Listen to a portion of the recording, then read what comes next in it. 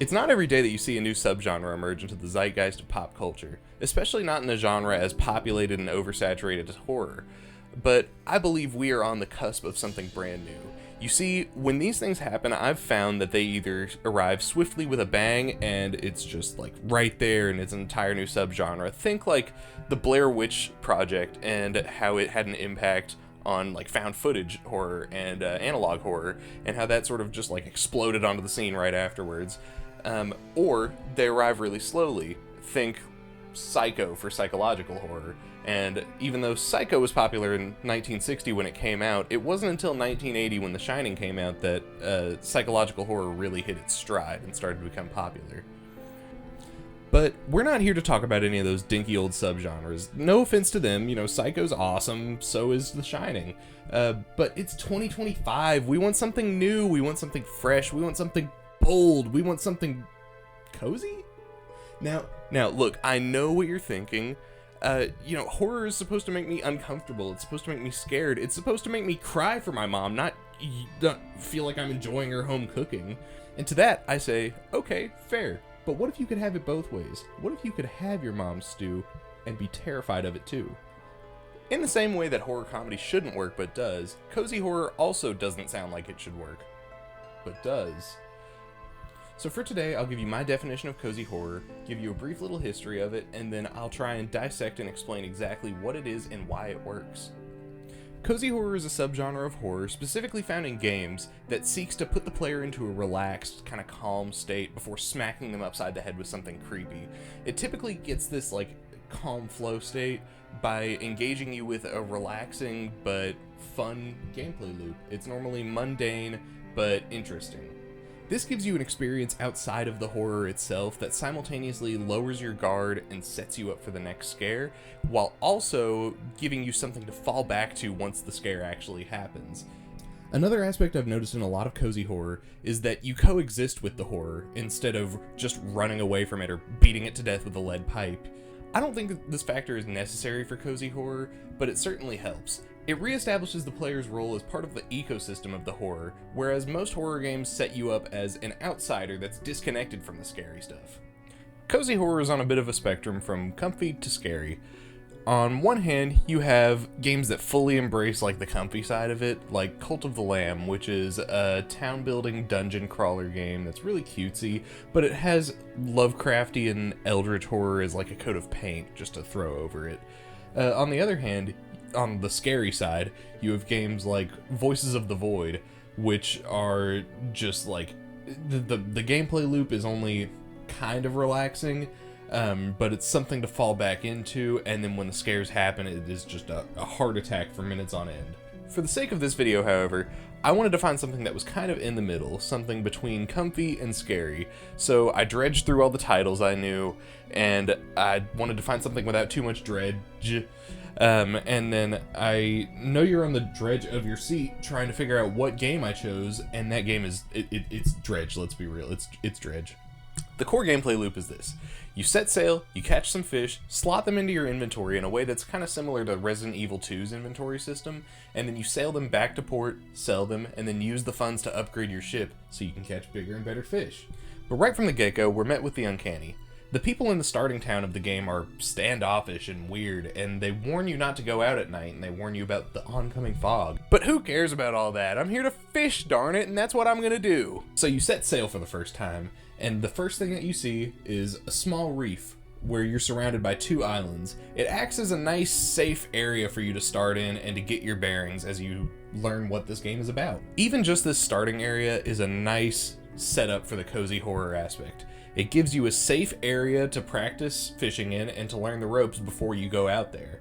As you venture off towards the edge of the reef, you'll notice it drops off into the deep, dark abyss of nothingness. If you're like me, you saw that and said, yeah, I'm probably not ready for all that. So you turn around and get back to fishing.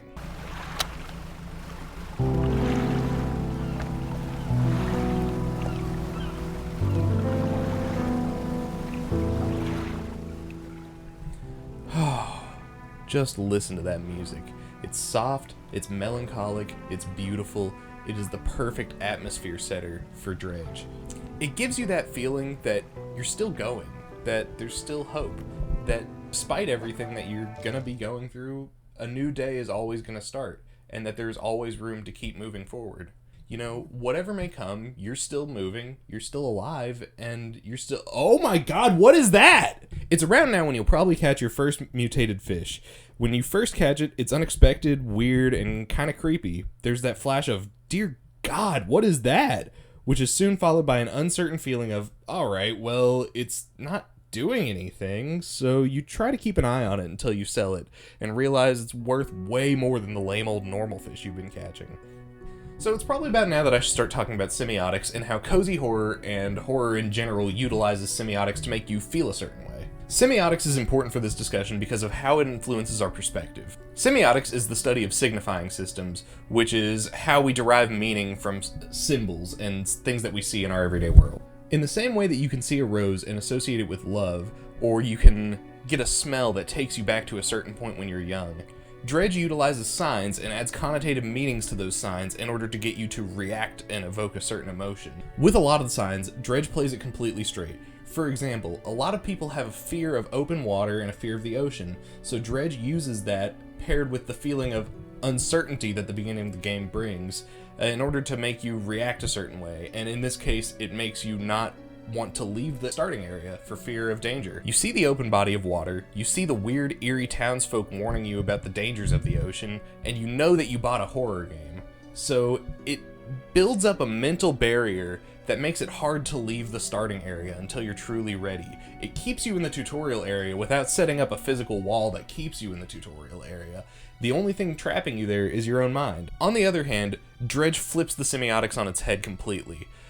For example, when catching a mutated fish, you would expect something with rows of sharp, scary teeth or a million eyes to be terrifying, and it definitely evokes a feeling of unease and apprehension at first. But once you realize you can sell the fish for big money, then it changes the meaning of the sign. What was once scary and unnerving is now welcome, and it's something that you want to interact with. And this is an example of what I was talking about earlier with cozy horror, where instead of just running from it or killing it, you interact with the horror in a different way, where in this case, you exploit it for profit. So up to this point, you've been given pretty clear boundaries. Don't go out at night, avoid the fog, and you're good. But that all changes when you get a quest from the fishmonger that requires you to catch fish that only appear at night. Now, all of a sudden, you have to make that decision on when you want to go out and face the dangers that lurk. The game sets it up for you and it says, here it is, this is the horror you paid for. It's your turn to go chase it. So if you want to make any progress in the game, you have to leave your comfort zone. There's this underlying rush that comes with making that first night voyage. You half expect to immediately die, but when that doesn't happen, you cautiously continue. This is a tense moment, and as you approach the fishing spot, you get this weird sense of unease. You try to continue the gameplay loop, to do what you've been trained to do, to fish, to fish, that's what we're here for, we're here to fish. But you can't shake the feeling that you're being watched, that something is lurking. It's at this precise moment that you see a ship passing in the distance. At this point, you don't know whether it's friend, foe, or what is it, but something isn't right. And as it finally approaches, you realize it's not a boat. It is a giant anglerfish, and it is coming right for you. No matter how you first encounter it, it makes for a terrifying adrenaline rush that completely shatters any preconceived notions of safety that you once had. And this is where cozy horror really shines. You get to engross yourself in this fun, relaxing gameplay loop before you're blindsided, just completely smacked upside the head by something terrifying. At first it starts off small with like a weird, creepy fish mutation, but once you realize that's benign, then it gets you out of your comfort zone a little bit more. But those weird, creepy mutant fish were just priming you for the even bigger, weirder, creepier mutant fish that are coming to kill you. Once you escape that anglerfish and make it to the next day, the feeling of comfort sets back in, with the added bonus of knowing one of the potential threats that lurks for you out there, as well as how to avoid it or deal with it. You can see the anglerfish coming from a mile away, you know it only comes out at night, and you know you can survive on the open water without instantly dying. This newfound knowledge alone allows you to take more steps into the unknown, which opens you up to the later threats the game has in store for you as you continue to play. This is the beauty of cozy horror as a genre. There's that constant ebb and flow of being able to truly relax in a game, but at a moment's notice, you may run into something that gives you chills or a period of heightened anxiety. One of the reasons that Dredge hits such a perfect balance on the cozy to horror spectrum is because it lets the player's curiosity lead them towards the horror. At any point in the game, you can decide that you don't want to deal with anything scary, and you can just go back to the gameplay loop of fishing, collecting money, and then upgrading your boat so that you're better prepared to deal with the threats later. But whenever you decide that you're ready, you're allowed to go out there and face whatever horrors may come. But I think this is where I want to leave it. Dredge is a really great game, and you should check it out, and as far as cozy horror goes, I think it is the perfect introduction to cozy horror as a genre. But more than just Dredge, I think it's really interesting to see how we are on the precipice of a major cultural shift and what that entails. I'll reiterate, it's not every day that you get to see a new subgenre emerge, and especially not in a main genre as overpopulated as horror. It's interesting to see what's changing in pop culture at this point in time. I think in the next few years, we're going to see a boom in cozy horror, and to see what more this genre can do and how far we can push it. But for now, I'm glad we get the chance to observe it and draw attention to it, and to just see what happens to it. It's interesting. Anyways, I'm cozy, I'm scared, I'm red. Thank you for watching.